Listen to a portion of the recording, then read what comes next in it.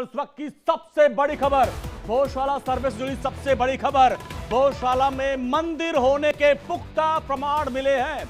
ASI ने court में दाखिल की अपनी सर्वे रिपोर्ट। खुदाई के दौरान एएसआई को 1700 से अधिक सबूत मिले हैं। 37 देवी देवताओं की मूर्तियां खुदाई में प्राप्त हुई हैं। इस सबसे बड़ी खबर, 22 जुलाई को अदालत मामले की सुनवाई करेगी। एमपी के धार में स्थित है गौशाला और जिसको लेकर सर्वे कराने की मांग की गई थी और सर्वे की जो रिपोर्ट तैयार हुई है उसमें कई बड़े खुलासे हुए हैं।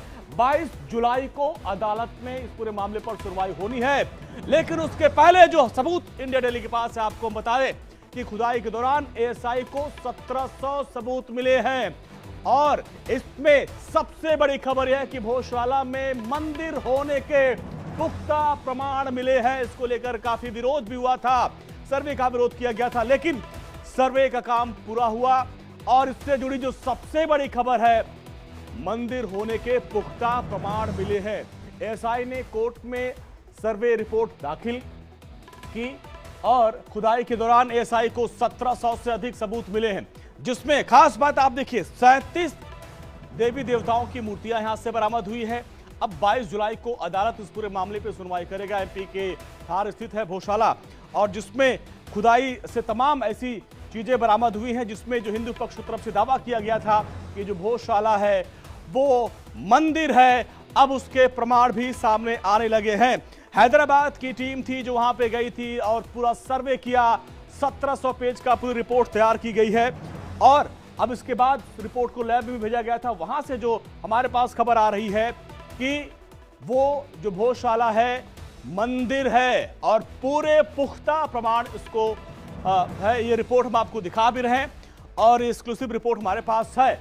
आप देखिए किस तरीके से सर्वे कराने की डिमांड की गई थी हिंदू पक्ष की तरफ से। हालांकि मुस्लिम पक्ष ने इसका विरोध भी किया था, लेकिन मामला कोर्ट तक पहुंचा। कोर्ट के आदेश के बाद एएसआई की टीम वहां पर पहुंची और उसने सर्वे किया और जिस तरीके से ज्ञानवापी में सर्वे करवाया गया था उसी तरीके से गौशाला में भी सर्वे कराया गया और उसमें सबसे पहले इंडिया डेली पे आपको हम खबर बता रहे हैं, गौशाला में मंदिर होने के पुख्ता प्रमाण मिले हैं और वो रिपोर्ट हम आपको दिखा रहे हैं। एएसआई ने कोर्ट में दाखिल की अपनी सर्वे रिपोर्ट और उसमें जो खास बात है आप देखिए, एएसआई को 1700 से अधिक सबूत मिले हैं। यानी जो खुदाई हुई है वहां इतना ज्यादा सबूत मिला है कि भाई पूरे तौर पर कहा जाता है कि वो एक मंदिर है। 37 देवी देवताओं की मूर्तियां भी खुदाई में प्राप्त हुई हैं।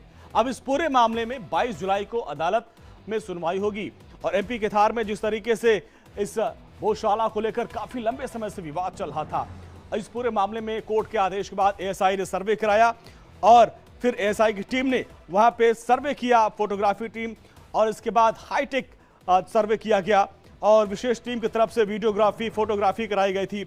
हिंदू पक्ष की तरफ से गोपाल शर्मा ने अपील की थी, वहां पर खुद भी पहुंचे थे।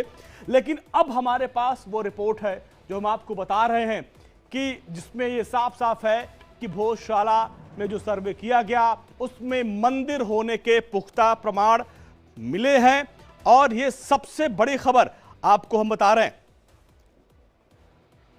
और हमारे साथ हमारे लीगल लीडर आशीष सिन्हा भी। आशीष, ये बहुत बड़ी खबर है और इसमें क्या क्या है रिपोर्ट में? ये देखिए, ये सुपर एक्सक्लूसिव खबर है। इंडिया डेली लाइव के पास ही वो रिपोर्ट की कॉपी है जो एएसआई ने हाई कोर्ट में दाखिल की है। दरअसल हाई कोर्ट ने कहा था एएसआई को सर्वे करके अपनी रिपोर्ट दाखिल करने के लिए। 10 वॉल्यूम है जिसमें ये रिपोर्ट दाखिल की गई है और उस रिपोर्ट का कंक्लूजन क्या है वो हम अपने दर्शकों को बता रहे हैं। सबसे पहली बात है कि जो जांच हुई है वो जांच के दौरान कुल 94 मूर्तियां मिली हैं और मूर्तिकला के टुकड़े और मूर्तिकला के चित्रण के साथ वास्तुशिल्प जो है उसके वो सदस्य जो है वो देखे जा सकते हैं।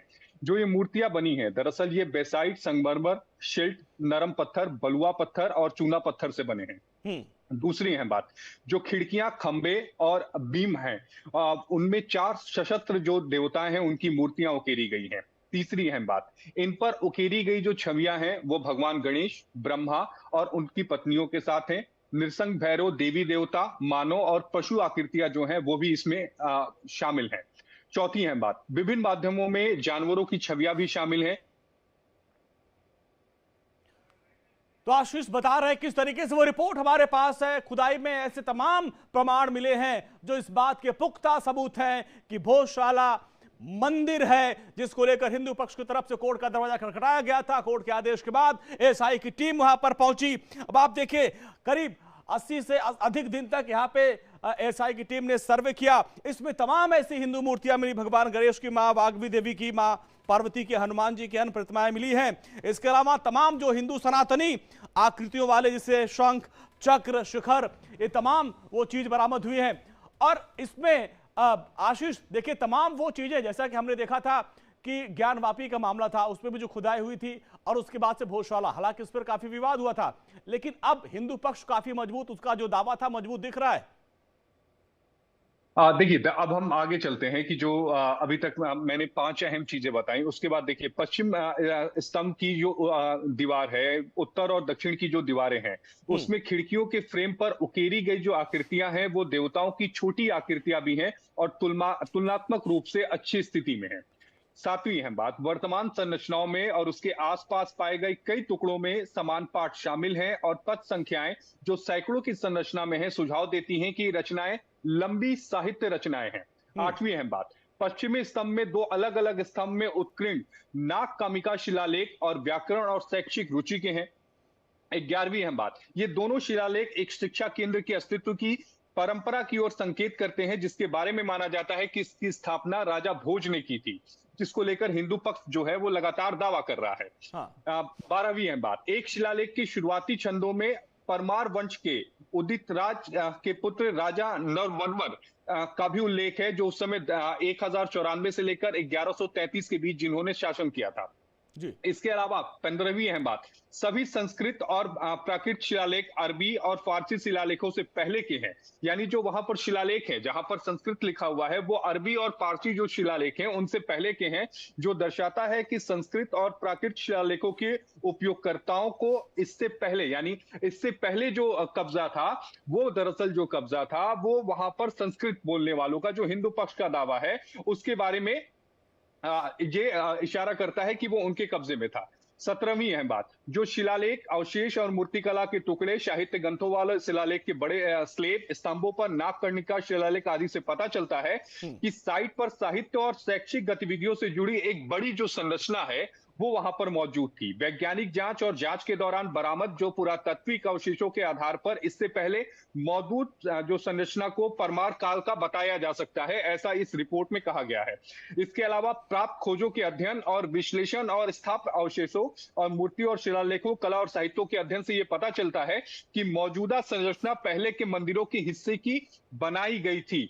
ये अहम बातें जो हैं ये एएसआई की रिपोर्ट में कही गई है। मैं इसमें और भी कई बातें गई हैं, वहां पर कई सारे सिक्के बरामद किए गए हैं, चांदी, तांबे और एल्युमिनियम और स्टील के कुल 31 जो सिक्के हैं वो बरामद किए गए हैं, जो इंडो सेसेलिनियन जो 10वीं से 11वीं सदी का है। इसके अलावा दिल्ली सल्तनत के सिक्के जो 13वीं और 14वीं शताब्दी के हैं, मालवा सुल्तान 15वीं और 16वीं शताब्दी के, मुगल काल के जो सिक्के हैं 16वीं शताब्दी काल के हैं।